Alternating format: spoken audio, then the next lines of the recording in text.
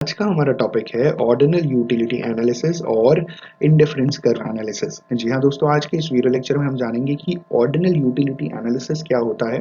उसको कंपेयर करने की कोशिश करेंगे कार्डिनल यूटिलिटी अप्रोच से और आपको क्लियर हो जाएगा कि ऑर्डिनल यूटिलिटी एनालिसिस और कार्डिनल यूटिलिटी एनालिसिस बेसिकली इन दोनों में क्या डिफरेंस होता है।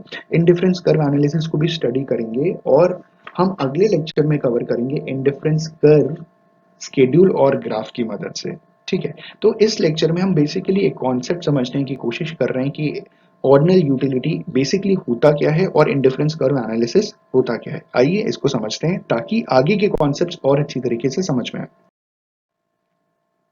जो सबसे पहली बात कही गई है वो ये कि modern demand theory uses an analytical approach called indifference curve analysis। जो मॉडर्न डिमांड थ्योरी है वो एक एनालिटिकल अप्रोच का मतलब बड़ा एनालिसिस करके कोई आप कंक्लूजन ड्रॉ करते हो तो वो एनालिटिकल अप्रोच हो गया। ठीक है, तो जो मॉडर्न डिमांड थ्योरी है, आज के समय की जो डिमांड थ्योरी है, वो बेसिकली इंडिफरेंस कर्व एनालिसिस के ऊपर बेस्ड है to explain how the household makes decisions with regard to his her economic choices and purchases। कि कैसे कोई हाउस होल्ड डिसीजन लेता है अपने इकोनॉमिक चॉइसेस या परचेजेस का। ठीक है, तो साधारण भाषा में अगर इसे कंक्लूड किया जाए तो हम indifference curve analysis as a modern demand theory इसलिए इस्तेमाल करते हैं क्योंकि इसका एक एनालिटिकल अप्रोच है और इसकी मदद से हम ये एक्सप्लेन कर सकते हैं कि एक हाउस होल्ड कैसे अपने इकोनॉमिक चॉइसेस और डिसीजंस लेता है। ठीक है, किसकी मदद से? इंडिफरेंस कर्व की मदद से। आगे इन्होंने बोला कि the indifference curve approach was originally developed by an Italian economist Pareto. जो इंडिफरेंस कर्व अप्रोच है उसको असली में किसने शुरुआत में सबसे पहले किसने डेवलप किया था? पेरेटो ने डेवलप किया था। Who was the first economist to draw the indifference curve and subsequently in the fully developed form by British economist J.R. Hicks and R.G.D. Allen। तो इंडिफरेंस कर्व अप्रोच का शुरुआत किसने किया था, किसने सबसे पहले ओरिजिनली डेवलप किया था? वो थे पेरेटो। लेकिन ब्रिटिश इकोनॉमिस्ट जो जे आर हिक्स और आर जी डी एलन है उन्होंने उसको और ज्यादा फुल्ली डेवलप किया। ठीक है, आगे जो बात कही गई है वो ये है कि indifference curve analysis has abandoned the concept of cardinal utility. तो जो इंडिफरेंस कर्व एनालिसिस है, जो मॉडर्न डिमांड थ्योरी का जो अप्रोच है जिसकी मदद से हम मॉडर्न डिमांड थ्योरी को हम एनालाइज करते हैं, वो ये है कि उन्होंने कार्डिनल यूटिलिटी का जो अप्रोच था, कार्डिनल यूटिलिटी एनालिसिस का जो कॉन्सेप्ट था, उसको अबैंडन कर दिया। अबैंडन का मतलब होता है परमानेंटली छोड़ दिया। ठीक है, और उन्होंने एक कॉन्सेप्ट को अडॉप्ट किया जिसे कहते हैं ऑर्डिनल यूटिलिटी। अब कार्डिनल और ऑर्डिनल में क्या डिफरेंस होता है? देखिए, कार्डिनल में हम बेसिकली किसी भी कॉमोडिटी को जब भी हम कंज्यूम करते थे तो हम उसे मेजर करते थे इन टर्म्स ऑफ यूटिल्स।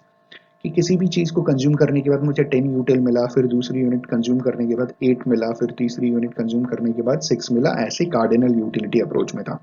लेकिन ऑर्डिनल में हम कभी भी मेजर नहीं करते, हम बेसिकली कंपेयर करते हैं और रैंकिंग देते हैं कि भैया इन दो कॉमोडिटीज में सबसे बेस्ट ये था। तो जो इंडिफरेंस कर्व एनालिसिस है उसने कार्डिनल को अबैंडन कर दिया और ऑर्डिनल को अडॉप्ट कर लिया। आगे इन्होंने बोला कि cardinal utility means that the utility a consumer gets from a unit of a commodity can be measured in absolute amount। ठीक है, कार्डिनल यूटिलिटी का मतलब कि जो भी यूटिलिटी कंज्यूमर को किसी भी कमोडिटी की एक यूनिट कंज्यूम करने के बाद मिल रहा है वो उसे एब्सोल्यूट टर्म्स में, एब्सोल्यूट अमाउंट में मेजर कर सकता है। ठीक है, मतलब आप कार्डिनल यूटिलिटी अप्रोच के हिसाब से आपने कोई भी चीज कंज्यूम की तो आप ये बता सकते हैं कि मैंने एक यूनिट जब भी कोई कमोडिटी का कंज्यूम किया तो मुझे कितना यूटिल्स उसमें से यूटिलिटी मिला। ठीक, एक्चुअली में ऐसा कभी होता भी नहीं है। ठीक है, ये अनरियलिस्टिक चीज है। आगे उन्होंने बोला utility derive from a commodity can be measured just as we can measured height, weight, length, temperature etcetera.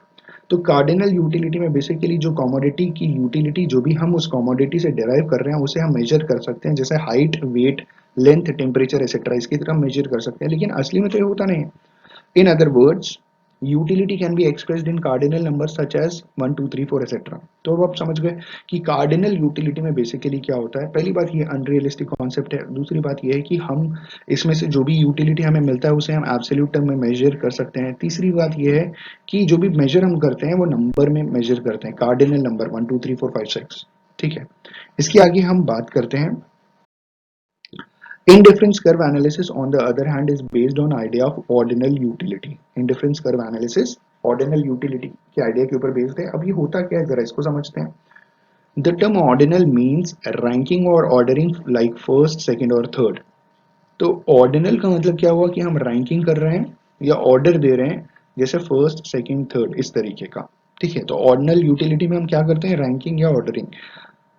It helps that the consumer is capable of simply comparing the utility derived from different goods or different units of same goods। ठीक है, तो इसका साधारण सा अर्थ यह है कि जो एक इंडिविजुअल है वो बेसिकली आप या मैं कोई भी केपेबल है कि जब भी हम अलग अलग गुड्स को कंपेयर करते हैं और रैंक करते हैं या अलग अलग यूनिट्स किसी भी एक पर्टिकुलर गुड की जब भी हम कंज्यूम करते हैं तो उसको रैंकिंग करते हैं। ठीक है, बेसिकली ये किया जा सकता है, ऑर्डर दिया जा सकता है।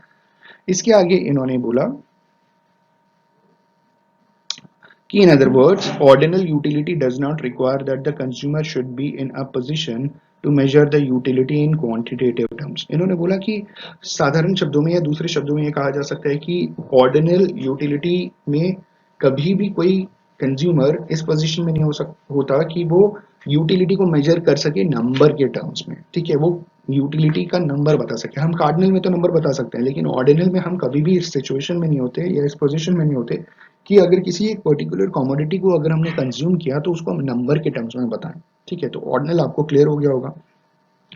आगे इन्होंने बोला all that is necessary for a consumer to know is which good or which combination of goods give the same utility। तो इसके लिए ऑर्डिनल यूटिलिटी के लिए क्या जरूरी है कि कौन से गुड्स या कौन से combination of goods same utility देते हैं, एंड विच गुड और कॉम्बिनेशंस ऑफ गुड गिव्स मोर और लेस यूटिलिटी।